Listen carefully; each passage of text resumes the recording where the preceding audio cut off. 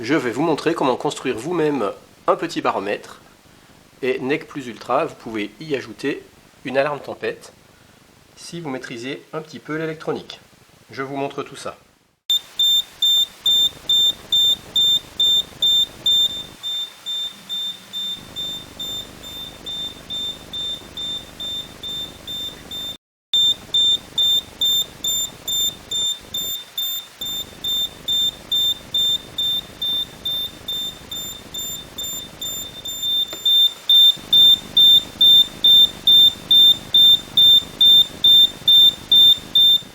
Pour commencer, moi je prends une bouteille de coca.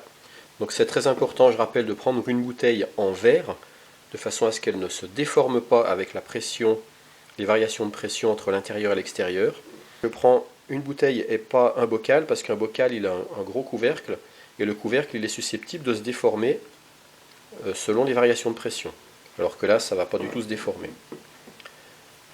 Alors ce qu'il faut faire, c'est qu'on va garder la capsule fermée. Comme ça, on est sûr d'avoir quelque chose qui est vraiment hermétique, parce qu'il faut aussi avoir un système dont le bouchon est 100% hermétique à l'air. Donc ça, c'est pas évident à faire. Donc le mieux, c'est de garder le bouchon, la capsule telle qu'elle est, parce qu'elle est hermétique. Et moi, j'ai décidé de tout simplement percer comme ça mon bouchon avec un foret et une perceuse, en y allant tout doucement, parce que si la bouteille a été un tout petit peu secouée, ça risque de gicler. Et une fois que c'est fait, ça donne ça. Et ensuite, une fois que c'est percé, je vide la totalité du contenu, parce que moi, comme c'est du coca, à l'intérieur il y a un gaz, et je ne veux pas que mon gaz il fausse la lecture du baromètre, parce que si mon liquide crée du gaz, ça va changer la pression à l'intérieur de la bouteille. Donc j'ai complètement vidé mon coca, et je vais le remplacer tout simplement par de l'eau.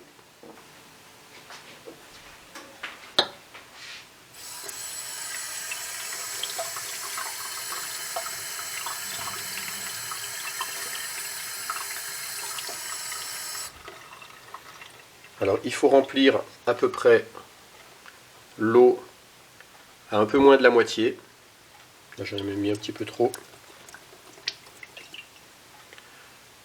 Le mieux, je pense, c'est à peu près un tiers d'eau, 2 tiers d'air. Et donc c'est la poche d'air qui va plus ou moins se comprimer, parce qu'en fait l'eau ne se comprime pratiquement pas, alors que l'air se comprime beaucoup plus facilement. Et comme ça, on a quand même une quantité d'air assez importante dans la bouteille, qui est susceptible de se dilater ou de se rétracter. Ensuite, il faut un petit tuyau, qu'on peut acheter dans n'importe quel, enfin je l'ai trouvé dans un magasin de bricolage. Donc c'est un petit tuyau, alors c'est important qu'il soit transparent, de façon à ce qu'on voit le niveau de liquide où il est dans le tuyau.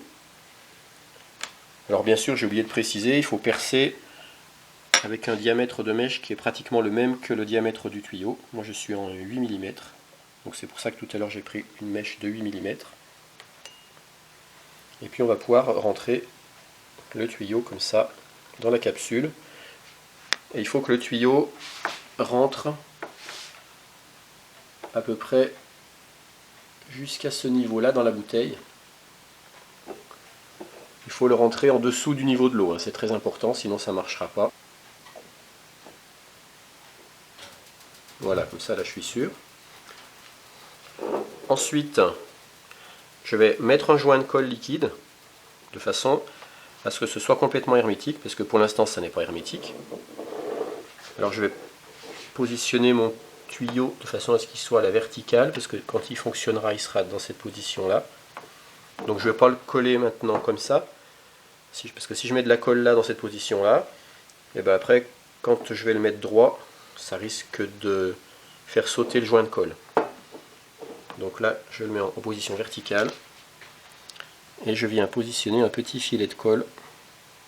Voilà, là j'ai posé un joint de colle tout autour. Il faut bien faire tout le tour comme il faut, et poser un petit bourrelet de colle. Voilà, là on le voit bien.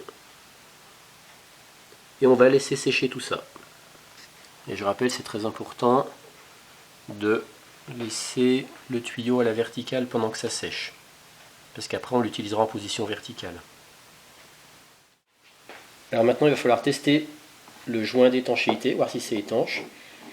Donc je vais souffler dans le petit bout du tuyau, et ça va faire rentrer de l'air dans la bouteille. L'air va remonter ici, et du coup après quand je vais arrêter de souffler, comme j'ai fait créer une surpression dans la bouteille, l'air va repousser l'eau et l'eau va remonter dans le tuyau. Et normalement, l'eau doit garder le niveau de remontée et ne pas redescendre. Si elle redescend, ça veut dire qu'il y a de l'air qui fuit au niveau du bouchon.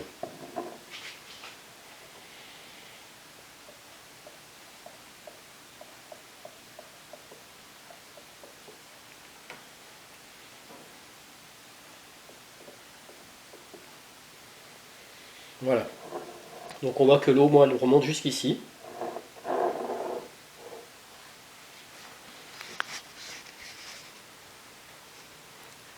J'ai fait remonter l'eau jusqu'ici dans le tuyau. Et apparemment, le niveau d'eau tient. L'eau ne redescend pas. Donc ça veut dire que c'est bien hermétique au niveau de ma soudure en colle. Alors on peut se servir de ce système-là pour étalonner notre baromètre. Là, comme la pression est basse, je vais en profiter pour faire monter le niveau d'eau pratiquement jusqu'au sommet, parce que je suis quasiment, là je suis à 988 millibars, donc c'est presque un niveau d'alerte tempête. Donc je vais en profiter pour faire remonter le niveau jusqu'au sommet, en soufflant encore de l'air dans ma bouteille.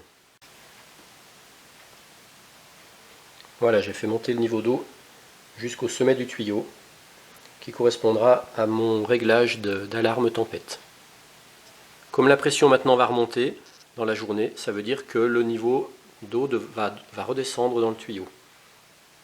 Voilà, mon dispositif d'alarme tempête est en place. Ici j'ai un baromètre classique qui est presque en zone de tempête. Ici j'ai un baromètre digital qui m'indique 988 millibars ou 988 hectopascales. Donc comme vous pouvez le voir, la pression est assez basse. Et ici j'ai mon dispositif de baromètre hydraulique avec le niveau de l'eau qui est tout près du déclenchement de l'alarme tempête. Et ça correspond à ce que je veux, parce que je veux que ça se déclenche quand la pression sera quasiment au niveau d'une zone tempête pour un baromètre classique, ou en dessous de 986 millibars à peu près. En descendant plus ou moins mes sondes dans le tuyau, je peux aussi régler le degré de déclenchement de l'alarme tempête, c'est-à-dire plus je vais être haut, plus ça va se déclencher quand la pression sera basse, et plus mes sondes descendront dans le tuyau, plus l'alarme se déclenchera quand la pression ne sera pas trop basse, c'est-à-dire plus elle se déclenchera souvent. Je vous montre ce qui se passe si l'alarme se déclenchait maintenant. Donc là, comme elle ne se déclenche pas parce que le niveau de l'eau est ici et que mes sondes sont là, je vais descendre mes sondes dans le tuyau.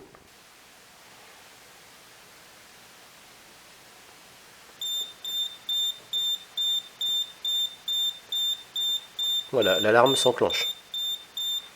Donc là, le niveau sonore est assez faible, c'est normal, c'est voulu. Après, je peux relier avec un niveau d'alarme sonore beaucoup plus important. Donc là, moi, je remonte mes sondes parce que je veux que ça se déclenche quand la pression est encore plus basse que 988 millibars.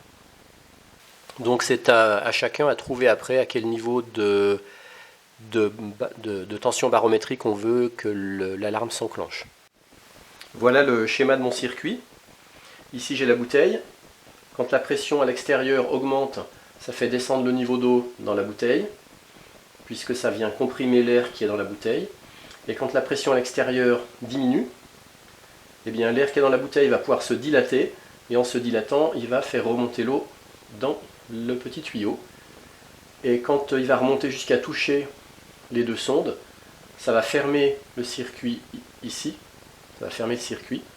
Donc j'ai du courant qui va arriver par la base de ce transistor. Ce courant sera assez faible parce que l'eau n'est pas un très très bon conducteur. Donc c'est pour ça que je passe par un transistor pour ressortir un courant plus important, qui pourra activer en parallèle une LED, montée en série avec une résistance de 100 ohms, pour ne pas griller ma LED parce que ma LED est en 2 volts et que j'ai une alim en 5 volts. Et en parallèle, je vais pouvoir activer un buzzer qui tourne en 5 volts. Avec ce montage très simple, eh bien, quand il y aura contact là-haut, vous obtiendrez une sonnerie continue et un éclairage continu. Et je vous montre moi le montage que j'ai fait pour obtenir une sonnerie et un éclairage discontinu en rajoutant un NE555. Et voilà le schéma avec le NE555 rajouté. Il est alimenté en positif directement derrière l'émetteur du transistor, ce qui fait que dès que le circuit là est fermé, il y a du courant qui arrive à la base du transistor. Enfin, il y a du courant qui arrive à la base du transistor qui permet un courant qui arrive à l'alimentation du NE555. Et du coup, le NE555 étant alimenté, il peut se mettre à osciller à vitesse lente. J'ai mis une résistance de 10 kΩ, une autre de 10 kΩ, un condensateur de 33 microfarads. Et en porte 3, ça me sort une alternance de courant par courant, courant par courant, qui vient alimenter en parallèle ma LED et le buzzer.